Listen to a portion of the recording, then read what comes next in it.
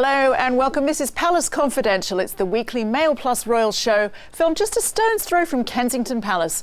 I'm Jo Elvin, your host, and here to discuss all the latest in royal news is historian and presenter Tessa Dunlop, the Daily Mail's royal editor Rebecca English, and our star columnist Sarah Vine. And here's what you have to look forward to this week.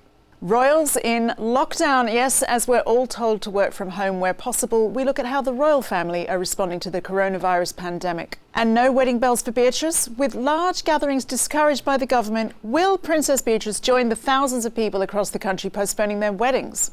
And we take a look at how the royals have reacted to national crisis throughout history. Well, this week, as everybody knows, there's been a lot of uncertainty across the country as the measures to tackle the coronavirus outbreak have extended throughout the nation. And the Queen issued a statement yesterday, while Prince William and Prince Harry have both made videos to go out online.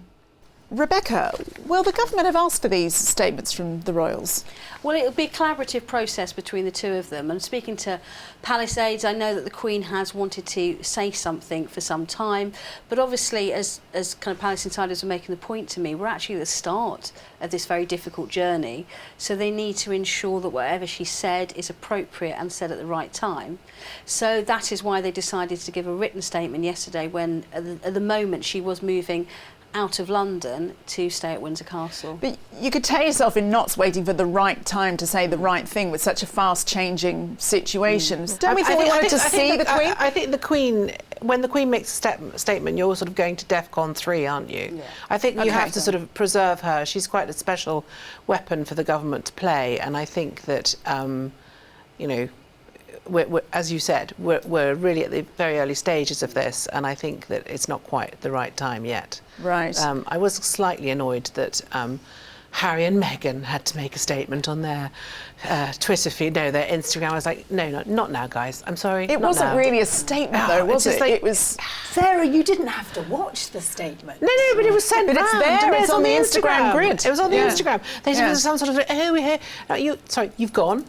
Go They're away. in, but Canada Just also go has away. coronavirus. It's part You of the didn't want Commonwealth. to be part of this thing. Go. I think the difficult thing is, in their case, is that I'm grumpy with them, that's all. they're perfectly entitled to make a Of course they are. statement. You know, they're members of the human race that are experiencing the same fears that we are. But the difference is, and I think what's irritated people, is they have said, this is going to be a place where we're going to put out factual information about it. Well, why not leave that to government and medical advisors, the people who know what they're talking about? Yeah. Because it's that thing that I was talking about last week. It's that messianic kind of. But it also look sort of to us, the people. Yeah. But it sort of puts their sort of snowflakery into context, you know, I think. I think, though, it also, they draw a different crowd than, say, a government message or a government poster does. So they have their role. But what's really interesting is the whole kind of poster girl, Meghan's one of the most, photographed women in the world. Let's not forget the most photographed woman in the world, the woman whose image is the best known in the world, because this is a world pandemic, is the Queen. And she's also in the super vulnerable category, age 93. So she has this incredible resonance right now at a most staggering point in her reign, which has been a staggering reign. Do you think, Tessa, there's genuinely a swathe of people out there who look to the monarchy for that kind of reassurance and comfort? Yeah, and the extraordinary thing about the Queen is by staying stum throughout her life, all of us, every generation, from the Queen's generation, she's born in 1927 or something like that, right through, because she doesn't ever really say anything, we can all project what we're thinking onto her.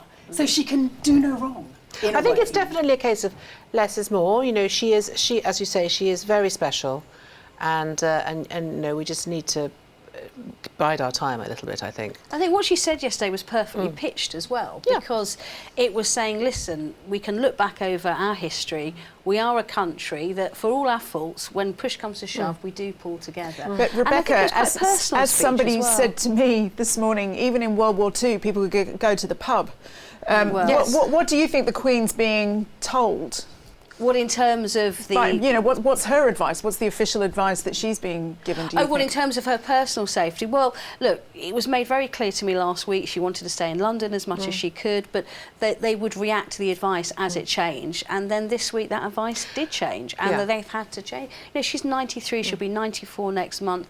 You know, the Duke of Edinburgh will be 99 in June. I think what's lovely as well is that he didn't have any plans immediately to come back down, but when he found out that his wife had decided to go to Windsor early, they helicoptered him down so they can self-isolate together, which I think most people will feel quite touched by. Is it true self-isolation when, you know, how many staff are coming in and out? I mean, I know they've got a couple of big houses, I'm told. I mean, I suppose like any nonagenarians, they need help around the house. I mean, I suspect... Like any what? Nonagenarians. Oh, OK, I thought you said nonagenarians. I've never heard that word before. Nonagenarians. Is it nonagenarians? Yeah, it is. Sorry, it's a very technical term there. But I think they will obviously need help, you know. But you make a really good point there, you know, and I think, again, the Queen's representative of that.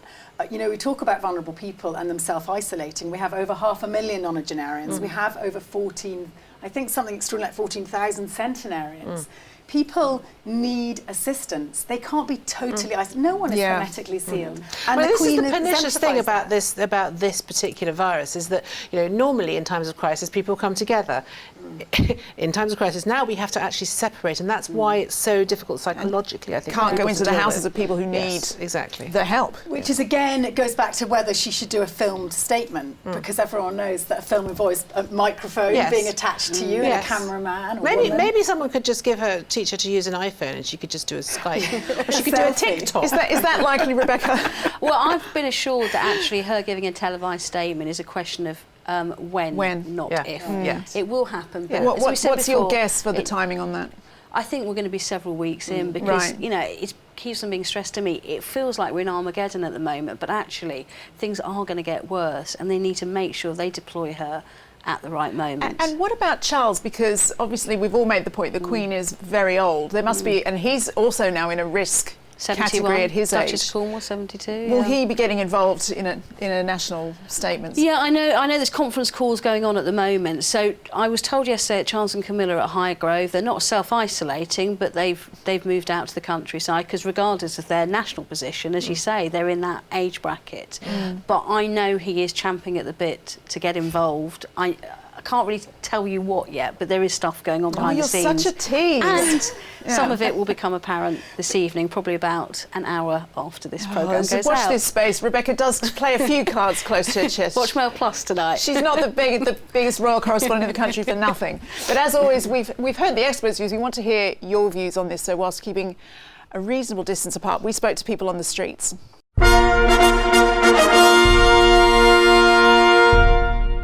It may come to that. I don't see you've quite got there yet. It's going to get much worse, and I suspect when it gets much worse, we'll need something from our beloved monarch. Yeah, I guess so. I prefer to hear from the government and from what the Queen has to say, I guess. Yeah, she have to, because the people are really worried about everything. Not sure, maybe, but I think it's probably in the government hands. I mean, I don't think it's like obliged for her to, but it would be nice, to just connect the whole country together. But yeah, I hope she just keeps safe herself. Well, throughout history, the royals' response to national emergencies has often set the tone for the nation. Tessa Dunlop tells us more. The coronavirus has emptied streets, bars and public spaces. And amidst this eerie new normal, the Queen's moved out of Buckingham Palace and into Windsor Castle. High risk, age 93, and with London identified as Britain's pandemic hotspot, many are surprised she hasn't moved further away far sooner. Remote Balmoral seems like an obvious choice. But their surprise is misplaced. Britain's royal family have a long history of standing firm during times of national crisis. In World War II, the Queen's parents were a great example of this. During the Blitz, a bomb fell in the courtyard of Buckingham Palace, but undeterred, George and Elizabeth stayed put, picked their way through the rubble and shared London's pain. Later, the Queen Mother said she was glad that the palace had been bombed because it meant she could look the East End in the face. War's always been a time for royalty to prove themselves as fearless figureheads.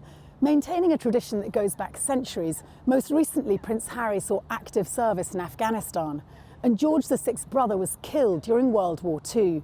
And female royalty weren't exempt. Queen Victoria's granddaughter, English-born Queen Marie of Romania, who was our ally during World War I, became a bit of a pin-up in Britain during that war because of her work on the Eastern Front, which was infected with typhus. She famously refused to wear protective rubber gloves when soldiers kissed her hand. In a similar move, Princess Diana visited people suffering with AIDS and set a precedent when her physical contact with patients was filmed. This debunked the idea that AIDS or HIV could be contracted through touching someone with the virus. In that moment, Diana demonstrated a rare combination of compassion and leadership. She read the mood and led through example. Of course, the coronavirus demands the exact opposite behaviour in one crucial respect. We must not touch each other. We have to pare down social contact wherever possible. This is an invisible war and demands a very different approach, but we still need leadership. So back to the Queen and her response to COVID-19. As the nation's, in fact no, as the world's poster girl for all our elderly loved ones, she didn't rush off at the first sign of a crisis. She stayed here in London for a whole 6 weeks after Britain's first coronavirus cases, standing in solidarity with the capital's elderly. And even now, she's not bolted away to Balmoral, but will remain nearby in Windsor Castle. Understandably, given her great age, the Queen's cancelled her forthcoming royal duties. But more than ever, the country's going to be looking to its most famous family. With Charles already in an at-risk category age 71 and Harry and Meghan off to Canada, I think we can expect to see William and Kate become increasingly visible as this pandemic takes hold. Don't be surprised if we see William delivering care packages and visiting hard-hit hospitals. And so long as he doesn't then go straight off to Windsor and give Granny a hug and a kiss, it should be okay. Tessa, I'm going to come to you first after that. Are you surprised that the royals still have the attention of the public in quite the same way that they seem to? No, interestingly, this is the kind of their moment, weirdly. It's a crisis for them in many respects, because how does one respond to a crisis where you can't be seen to be out and about, which is what they do. I mean, their entire existence is about being out and about, you know, and sort of pressing flesh and kissing babies and waving and being present. So there is a massive conundrum there. But in terms of the nation, and beyond the nation, actually, the Commonwealth, the world, looking to people that they know, that they're familiar with, then this is a key point. And if they play it right, I think it could have an extraordinary boon, really. They've had some difficult times recently, Harry, Andrew, we don't need to go through them. And there's a chance here for them in a very non-political way to steady the ship. I mean, this is what the royal family is for. It's for times like these. But I think also the other thing to say is that because so many of the people who are really high risk from this virus are elderly, I mean, once you get past about 70, the death rate is about 10%. It's really horrible. And the Queen being the age that she is, and I think that generation just, you know, particularly love her and love her sort of input and look up to her. I mean, you know, if we're talking sort of the lower end of age scales, maybe not quite so much, but I think at the moment the royal family has quite a good generational spread because we have, you know, we have the young ones, we have William and Kate and obviously Harry and Meghan, and then we have, you know, Charles and Camilla in the middle, and then we have the Queen. And so it's sort of, God forbid, though, very... But what if any of them get ill? That's surely going to be a bit of a blow to the national psyche. It would be a disaster. Massively, except, and heaven forbid, but say in Second World War, you know, George VI's brother died in service. In the First World War, a queen that I mentioned, actually Queen Marie, one of Queen Victoria's granddaughters, lost her son. And weirdly, there is not weirdly, in fact, but on a very human level, it means that they are touched by the same pain the nation is feeling. What do you think the mood is in the palace at the moment? Is, you know, sort of fear, stoicism, or is the Queen on calm Netflix? And carry on, watching The Crown? There was certainly stoicism last week and the beginning of this week. Of course, everyone is fearful, but there is a real, you know, duty, as we've said before, runs through the Queen like a stick of rock, and she wants to lead by example, which is why she only left London when, you know, government advice affected her as a person, as an individual, not just as a head of state. But I imagine she's having updates. I mean, she's always very across her brief, isn't she? Yeah, it could be hourly updates. And the situation is moving incredibly fast for the government, and they will just be... So she's probably got a red box, well, she's probably got about 4 red boxes to get through, I would imagine. And she'll be signing decrees, she'll be doing stuff that needs to be done, helping, I mean, all of the sort of process of legislation legislation that she gets involved with, which is, is actually considerable, even though she is actually symbolic. really impressive. Really impressive. The white gloves take on a whole new meaning. Here we have a 94-year-old lady who's basically working pretty much, I would imagine, as hard as any member of the cabinet, and they're all sort of men in their 50s. So, it's going to be tough for her, and she'll, she'll need all the support she can get, and we need to be careful that she doesn't overdo it. At the same time, I think we all love a reason, a raison d'etre, and I think that's one of the great gifts for the Queen. She's got a very challenging life in many ways, but she's also got real purpose at the moment. And I think for many of the isolated elderly who don't have that purpose and who are sort of cordoned off, there is. Yes, she's working very hard, and fair play to her, and I think she's a hugely important figurehead at the moment. But at the same time, there are advantages to that. I'm not saying she's lucky, but I'm saying that compared to many 90-plus-year-olds... I mean, they do say that, if you stay active and have a purpose, then you stay live for a long time. Let's watch this space, I think, I look forward to her statement when it comes, Rebecca says. Well, you said there's more news tonight. It's more news tonight, yeah. Gosh, I can't get over the teasing. Do you think she's going to do a hand-washing video for us? That would be brilliant. Do you remember when she did Prince Harry's little... We're moving on. Well, let's move on. For engaged couples across the country are keeping their fingers crossed right now as the outbreak puts their future nuptials at risk. And proving the royals are not so different, this includes Princess Beatrice and her fiancé Edo, who are due to get married at the end of May. They have cancelled their reception and they are now considering postponing the ceremony. We asked the people whether they thought she should postpone the whole thing.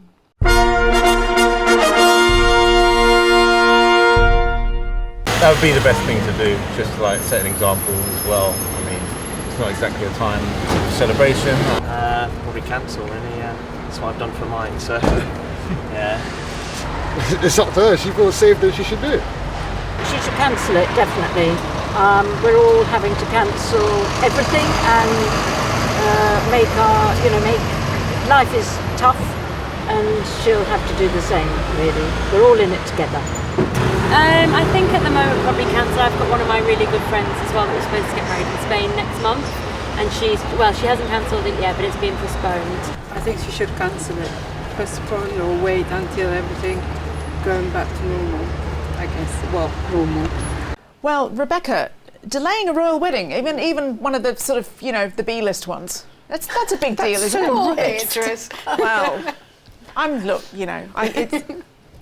I'm just saying it how it is. Yeah. No, listen, they've been thinking about it for a while. They've been waiting and they've been acting on government advice. We were told this week they are cancelling the reception, which was going to be held at Buckingham Palace, with the Queen hosting it, which is inevitable. And I understand they are very keen still to get married, and they would have liked the Queen and the Duke of Edinburgh and other senior royals to be there as well. They are considering postponing it, but I think in light of the fact that Beatrice is, in her 30s and has been longing to kind of settle down and start a family for some time, my gut feeling is they will probably. I think they should just have a little ceremony, and then when all this is over, which eventually it will be, have a lovely party. Yeah, because they're glamorous people with glamorous international friends who won't be able to come. So he's also Italian. Yeah. So he's having a crisis of his own, presumably, and none of his family would be able to come over and attend. But yeah, you're right. She's desperate for a baby, and she's already had to postpone. I think there was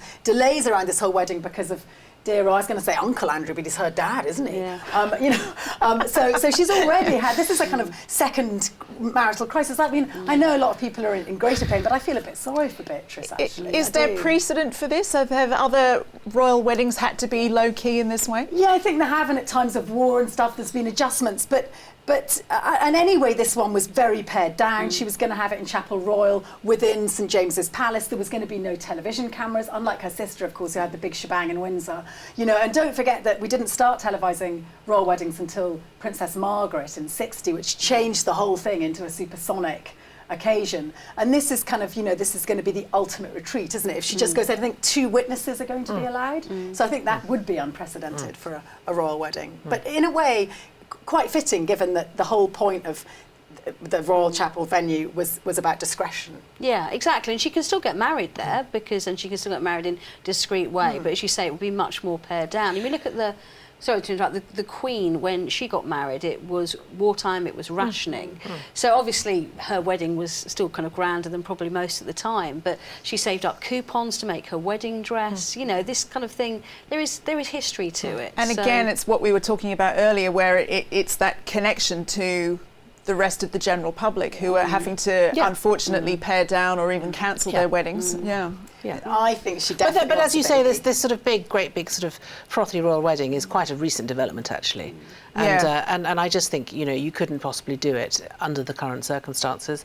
But I think they need to get on with their lives, you know. They should just get married and then have a party later on. They're going to lead the baby boom because we're all in isolation, aren't we, with our loved ones? Well, there's debate amongst my friends. Will there be a baby boom or a divorce boom? Apparently there's been quite a large divorce rate in people coming out of quarantine in China, yes. I mean, I guess Prince Andrew is probably looking at the bright side of all of this because there was all sorts of questions being thrown up about his controversial involvement in a wedding with the Epstein scandal hanging over him. I don't think he'll be one of the two guests, do you? Do you not think? I just have a feeling, well, maybe she'll have her father. It's interesting, will she pick her sister Eugenie? Well, he's certainly off the hook for now, isn't he, in terms of being extradited to America.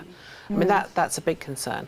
Still. She adores her father. He will be at that wedding. 100%. You think he'll be one of the two? He might not be in the official pictures that we see, but, you know, he will be there. Her father, her mother, her sister.